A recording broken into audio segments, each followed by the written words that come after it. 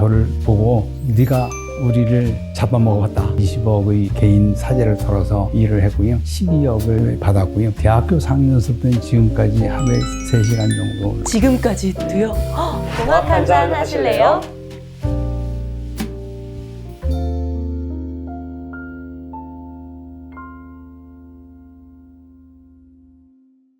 안녕하세요. 공학프레소의 김채림, 곽정원입니다. 네, 오늘 저희가 모신 분은요, 공학도라면 누구나 가고 싶어 하는 길을 먼저 가신 분입니다. 스마트폰 화면계의 아버지이자 대한민국 공학도의 선도자, 한양대학교 권호경 석좌 교수님 모셨습니다. 안녕하세요. 안녕하세요. 네, 저는 한양대학교 공과대학 융합전자공학부의 권호경 석좌 교수입니다. 저희가 정말 놀랐던 점이 대한민국 과학기술인에게 주어지는 최고 영예인 대한민국 최고 과학기술인상을 받으셨더라고요.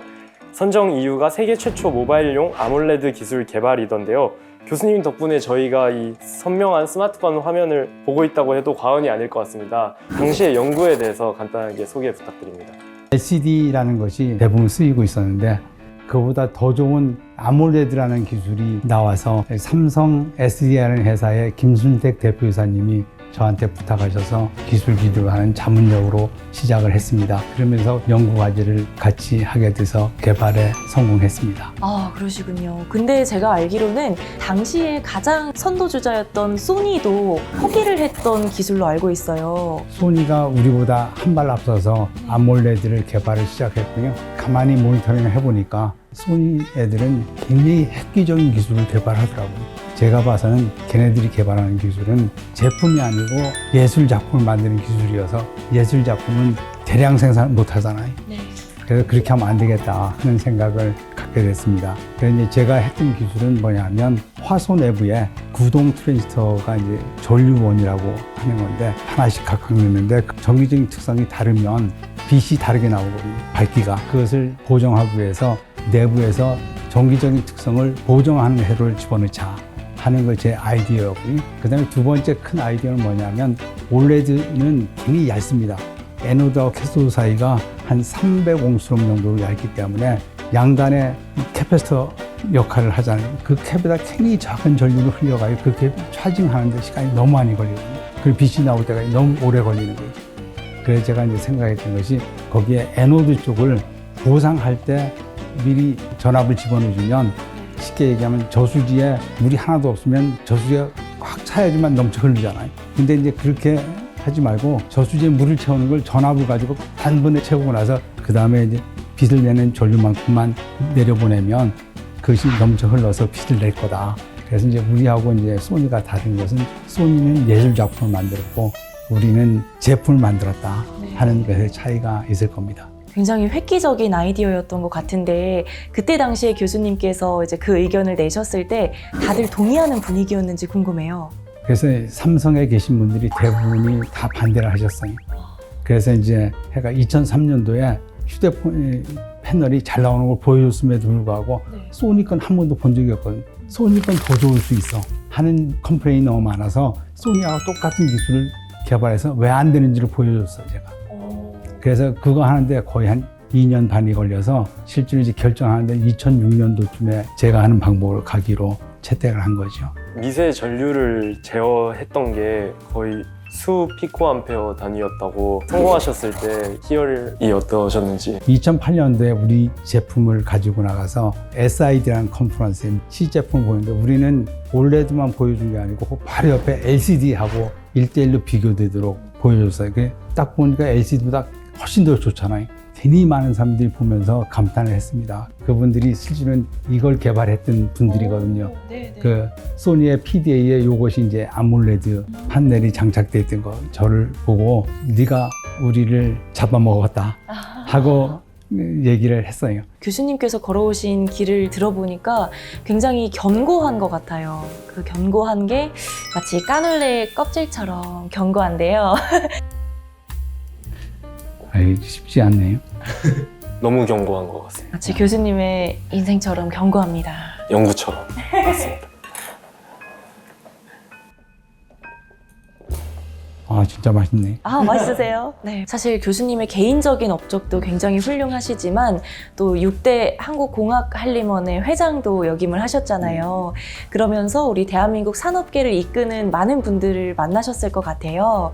그런 분들을 만났을 때 공통적으로 좀 공학적인 자질이나 리더의 자질 그런 것들이 있었을까요? 궁금합니다. 한국에 계셨던 대기업의 사장님들 대부분이 어떤 마음가짐을 가지고 계시냐면 개인을 희생해서라도 산업 혁신을 이루겠다. 그런 도전 정신이 굉장히 강하셨어요. 굉장히 존경할 만한 분이 굉장히 많으셨고 아직도 그런 분이 산업계를 이끌고 계십니다. 이 개인의 희생을 말씀해 주셔서 갑자기 생각이 났는데 IMF 시기 때 교수님께서 개인적인 금액을 들여서 이거 내가 나중에 다시 돌려받으면 되니까 내 20억을 투자하겠다 이렇게 말씀을 하셨었더라고요.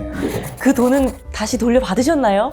IMF가 딱 닥치고 나니까 제가 아무리 좋은 아이디어가 있어서 특허를 내려면 내가 돈을 들여야 되는데 가져가려는 회사가 없으니까 내가 돈을 들여서라도 만들어 놓으면 IMF가 지나가면 기업들이 가져가지 않을까 하는 생각을 했습니다. 그래서 열심히 해가지고 20억의 개인 사재를 털어서 일을 했고요. 12억을 제가 받았고요. 물가 상승률은 고려하지 않고. 그건 고려하지 않았고요. 저는 굉장히 대기업에 제 특허를 가져가신 분들한테 감사하게 생각하는 것이 안 가져갔으면 제 특허가 그냥 썩었을 거 아니에요. 그래서 실용화가 돼서 상용화가 되고 제품이 만들어지고 하는 것만 해도 기뻤거든요. 그래서 굉장히 좋았습니다. 진정한 공학인의 마인드이신 것 같아요. 교수님께서 공학한림원 회장을 역임해 주셨던 얘기를 하고 있었는데요.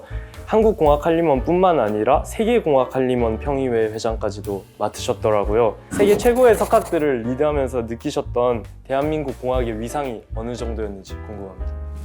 우리나라 공학한림원의 위상이 그렇게 높지가 않더라고요. 그래서 우리나라 공학한림원의 위상을 높이려고 우리가 내는 그 연회비를 3,000불에서 6,000불로 최고 티어 그룹으로 내겠다 하고 이제 글 냈어요. 내니까 다른 공학한림원에서 와 하잖아요. 글 내고 나서 여러 가지 요청을 했어요. 우리나라도 세계공학한림원 평의회에 들어간 지가 꽤 오래되는데 한 번쯤 회장 자리가 돌아와야 된다. 회장 자리는 안 돌아오더라도 우리가 주도할 수 있는 토픽을 주도할 수 있도록 해달라. 첫 번째 토픽으로 우리가 했던 것이 기후변화에 대한 토픽을 우리가 받아서 주도적으로 일을 좀 했었고요.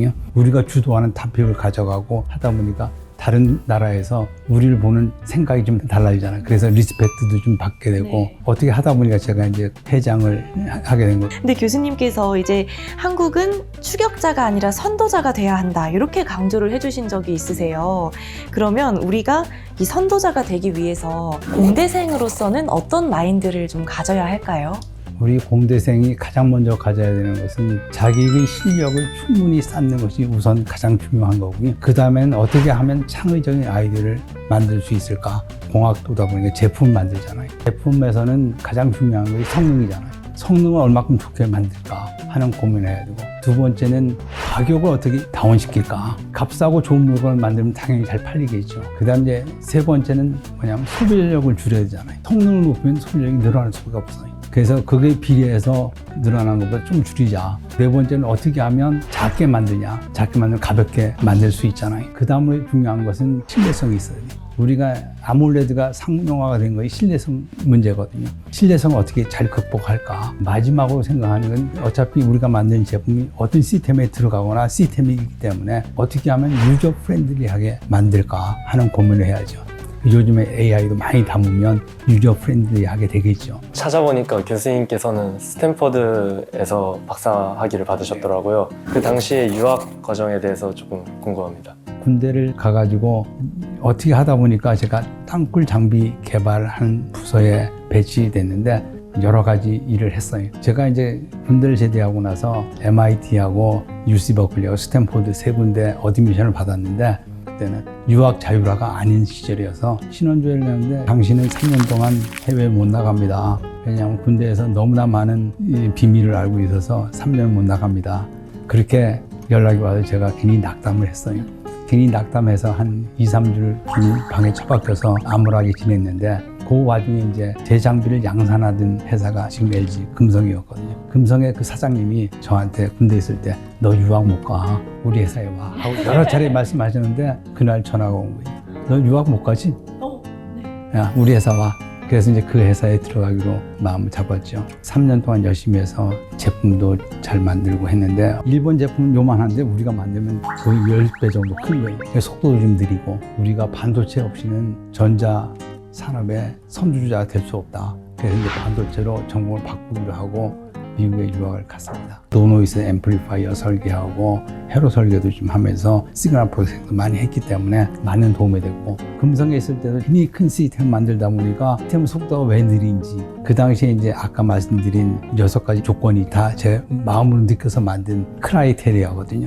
그 크라이테리아를 달성하기 위해서 노력을 했고요. 그래서 이제 반도체를 하기로 결심하고 찾아보니까 스탠포드 대학이 반도체를 가장 잘한다고, 그래서 제가 스탠포드에 가게 됐습니다. 처음에 고생을 굉장히 많이 했지. 왜냐하면 제가 반도체를 잘 모르기 때문에 잠을 적게 자면서 나는 머리가 나쁘니까 2배 노력하자. 그런 마음가짐을 가지고 했어요. 그러니까 나를 설득을 시킬 수 있는 거죠. 겸손한 마인드로. 그럼 혹시 몇 시간 주무셨는지 여쭤볼 수 있을까요? 아마 그 대학교 4학년 때는 지금까지 하루에 3시간 정도. 지금까지도요? 하루에 3시간을 주무시는 거세요? 요즘엔 좀 더 자려고 노력을 하는데 네. 그게 안 돼요. 그러면 하루에 일과 그 루틴이 어떻게 되세요? 제가 이제 밤 2시쯤 자는데 네. 5시쯤 깨면 아침에 가장 먼저 하는 것이 내가 오늘 뭐를 해야 될까 하는 걸 정리를 먼저 합니다. 시간이 얼마큼 걸리겠구나. 그래서 스케줄을 거기에 따라 짜죠. 그래서 그거 하는데 한 20분 정도 시간을 쓰고요. 그 다음에 이제 샤워도 다른 사람은 길게 하는 게 아니라 15분 내로 하려고 노력을 하고요. 시간을 좀 아껴야지만 내가 살아남을 수 있다. 나는 머리가 나쁘니까 더 열심히 해야 돼. 아직도 그 마음을 가지고 있거든요. 그것이 저한테는 오히려 도움이 되는 것 같다. 저희가 마지막으로 앞으로 10년 뒤 대한민국을 먹여 살릴 차세대 기술이 딱 하나만 꼽아주실 수 있다면 교수님께서는 뭐라고 생각하시는지 궁금합니다. 아마 굉장히 어려운 질문인데, 지금 우리가 가장 잘하는 것이 그래도 메모리 반도체잖아요. 메모리 반도체를 더 잘하도록 만들면서 그 주변에 있는 시스템 반도체도 잘하고, 그 다음에 파운드리 사업도 잘했으면 좋겠다. 제가 열심히 노력했던 디스플레이도 살아났으면 좋겠다 하는 생각을 하는데, 그런 것을 총체적으로 우리나라 산업이 5개 정도로 잘 되게 하려면 지금의 정부에서 하는 모든 과학기술 정책을 전면 재검토를 좀 해서 우리가 어떻게 해야 될까 하는 것을 해야 되거든요. 산업계에서는 1년이 다르잖아요. 5년 이후를 보기가 쉽지는 않습니다. 앞으로 디스플레이가 AR, VR이 발달하면 휴대폰, 카메라 이런 거 다 없어지겠죠. 없어지고 나면 디스플레이만 잘해서는 안 돼요. 반도체도 엄청 잘해야 돼요. 또 소비자적 낮추면 반도체를 잘 또 설계를 해야 되고, 디스플레이도 잘해야 되고, 반도체 잘해야 되고, 그 다음에 시스템 인테그레이션을 잘 해야 되거든요.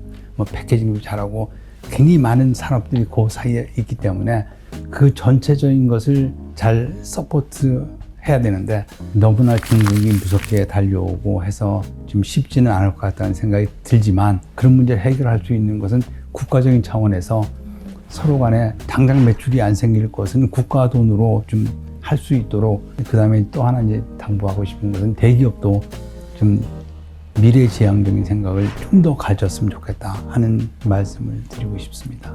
네, 오늘 교수님께서 해주신 말씀 덕분에 대한민국의 공학이 지금까지 그래왔듯이 더 발전할 수 있을 것 같습니다. 교수님 오늘 좋은 말씀 감사드립니다. 네, 감사합니다. 또 하세요. 재밌는 이야기가 너무 많이 갖고 계셔가지고 재밌네요.